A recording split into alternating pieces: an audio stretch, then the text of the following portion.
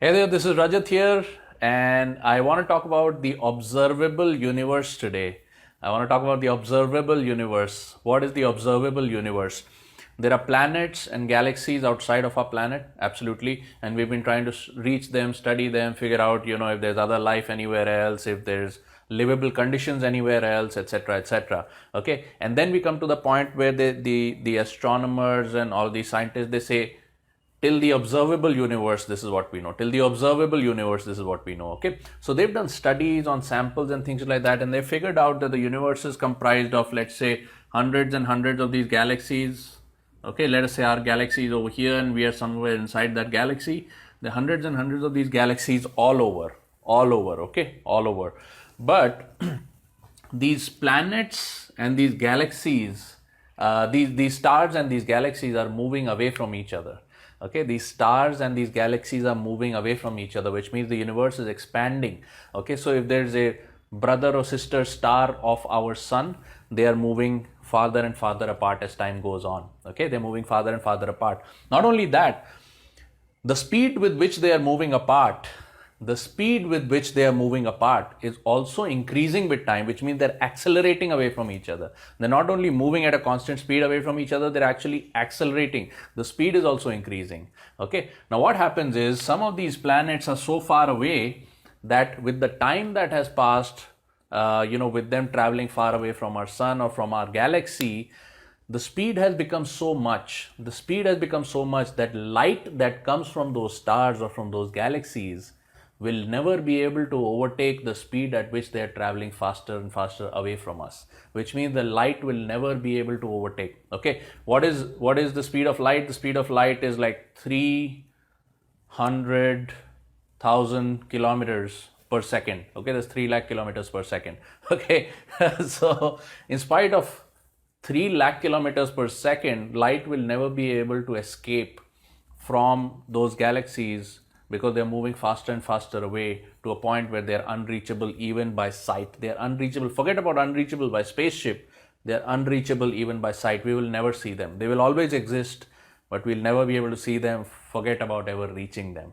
Okay, forget about ever reaching them. Now, why am I talking about this? Let me take you to the story of Sushil and Seema, okay? Brother and sister, Sushil and Seema. Okay, this is Sushil. Okay, and there's Seema. Okay, let's, I don't know how to separate the two, but let's say Sushil. I can't make one wear trousers and the other wear sari because all the, these days people are like, no, why are you characterizing them like that, etc. Okay, so Sushil and Seema. Okay, this is Sushil and Seema. Brother and sister. Okay, they grow up in the same household, they go to the same school, they're brought up under the same belief systems. Okay, but when Sushil is 17, he takes a small decision. He says, I'm going to do something crazy. I've come to know that you can actually go out and do something crazy, like, let's say, like a business. Instead of going for a job, for a campus placement, for a college placement or something like that, okay, I want to go and figure out to do some business. Okay, he goes out and does some business. He's not very successful at it or something. He learns some things out of it, and then he says, okay, he tries to do a job, goes back to a job. After 4 years, he again wants to do some business. He takes all his life savings and and puts them again into some business idea. Something works, something does not work. He goes away a learned person. By the time he's 32, 35, somewhere around that age, he realizes he's got to make a final push. Okay, now this time he's not acting from instinct. This time he's not acting from emotion. This time he's acting from learning, from a place of learning, because he's done this a couple of times. He's worked with a couple of companies. He understands how companies work on the inside. He understands how the market works on the outside. He's not been very successful. Okay, but he's got the learning. Okay, he makes a final push. And by the time he's 45, he's financially free.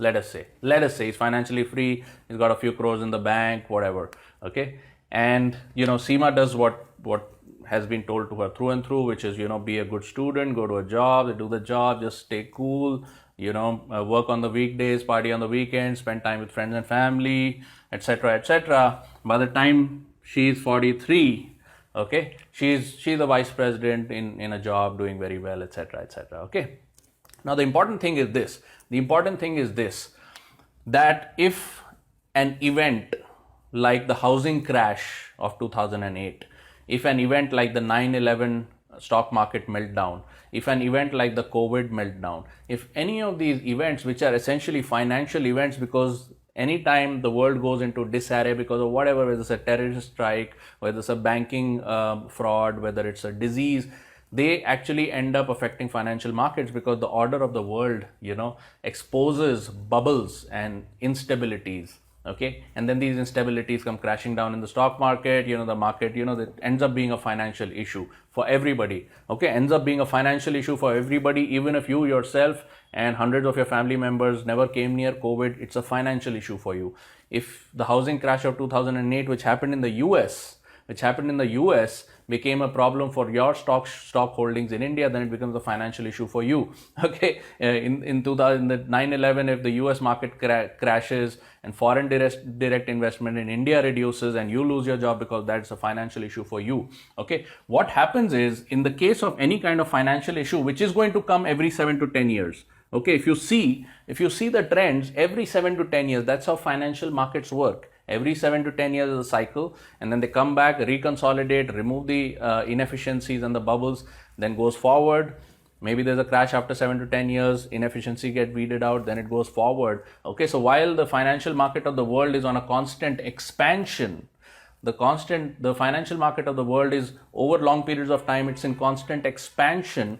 What is happening is that the individual galaxies over here are moving apart at a rate where they will not be able to see each other in a small period of time. Let me explain to you how that works. The first time it happens, Sushil is 45, Seema is 43. Sushil knows something that Seema doesn't, which is how to survive in a bad market condition. Okay, he makes a final push, he becomes rich. His kids watch him doing that. Now, what are they going to learn about it?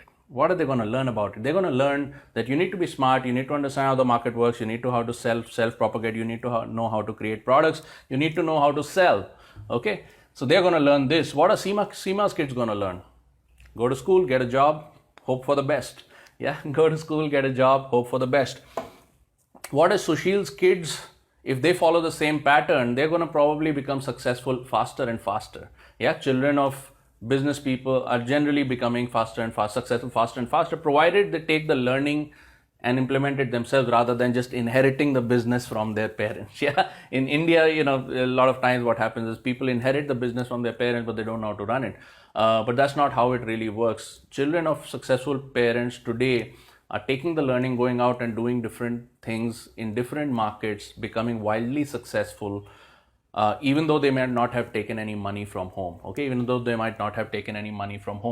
So the kids of successful parents learn something different. Okay, so Sushil's kids, okay, let's say there are 2 kids, they learn something different. Seema's kids, 2 kids, learn something different.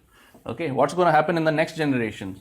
They're going to have maybe 2 more kids, let's say 2 more kids, and these 2 more kids and 2 more kids. Okay, by this time what's going to happen is that what Sushil used to believe in is going to become a movement. Okay, it's going to become momentum. Maybe these guys are going to be on the newspaper all the time because they're leading other people into the into the wilderness or whatever it is, right? Okay, if you take it down 2 generations, these cousins are going to be so far different in their understanding, in their financial in their financial achievements, and in the way that they see the world, that they will not be able to relate to each other anymore. Now, my question to you is, if you had the choice today, would you like your kids or grandkids to be here or here? Because you can't do it both ways. In 1 or 2 generations, the world is moving faster today than it has ever moved before. And these things are working out today faster and faster. It doesn't even take 2 generations, by the way. Think back to the time you went to school and think back to your best friend. Okay, how much alike are you guys today? Probably not very much. Can you hang out with them for 30 minutes, an hour, 2 hours over a beer or a coffee? Yeah, chances are, I don't know, maybe not. Yeah, because you're not that much alike anymore. The world, my friend, is moving faster and faster away from each other in terms of opinions, understanding, in terms of how we see the world, that if you don't make the right choices, and the right choices could be difficult choices today, then you won't have to wait for your grandkids to be here or there, that won't be your grandkids. That'll be you 10 years from now. That'll be you 20 years from now. And life expectancy today is 90 years. Billionaires today are planning their financial future so it can last them at least 90 years, if not more. All the billionaires live to be 90 plus. Many live to be 100, 99, 100 years old. Many of them.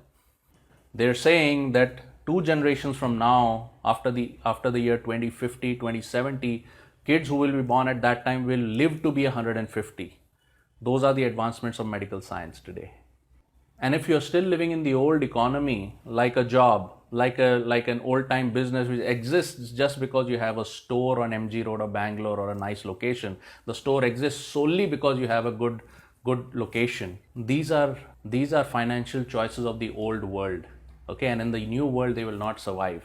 Even a job, even if you were able to do a central government job as an IAS officer, you will start working at 25 years of age and you will retire at 60, 65 years of age. It's only 40 years of productive work for 100 years of living, my friend. And a living that demands luxury, a living that demands comfort, and a living that will demand the best for you and your family. So this is not the story of the universe, and this is not the story of Sushil and Seema, my friend. Okay, this is the story of you and me, and we're not here. Okay, we're not here, we are here. You know, this is happening to us right now. So what is it that you can do? Okay, to make the change? Okay, 3 simple things. Okay, what you're going to do is you're going to have to decide, you're going to have to choose. Let me write, choose. Okay, in case you can't read this, this is expansion. This is time. Okay, and this is you. You will have to choose. Okay, you'll have to choose which way you want to go. Okay. And the second thing is you will have to learn. What is it that the billionaires of today are learning and teaching their kids that you and I need to learn? Okay, we need to know it now, and then we need to act on it. Okay, so you got to choose which side you want to be. Okay, do you want to just cruise just because, hey, Corona didn't finally end up taking my job, so I'm safe, I don't need to do anything? Right? Do you want to stay that way, or do you want to do something different? Do you want to learn and get ready for the future market? Secondly, okay, you want to learn. Okay, secondly, you want to learn. What is the third thing? You're going to rub shoulders with people who are on the same journey as you. You're going to rub shoulders with people who are on the same journey as you, and that's going to improve your understanding. It's going to improve your mindset. It's going to improve the way you utilize your time. It's going to quantum increase your effects in life in a matter of a few days. It's going to quantum increase the effects that you have in life in a matter of a few days. Okay, so what you're going to do is you're going to circulate in the right circles. Okay, you're going to circulate in the right circles.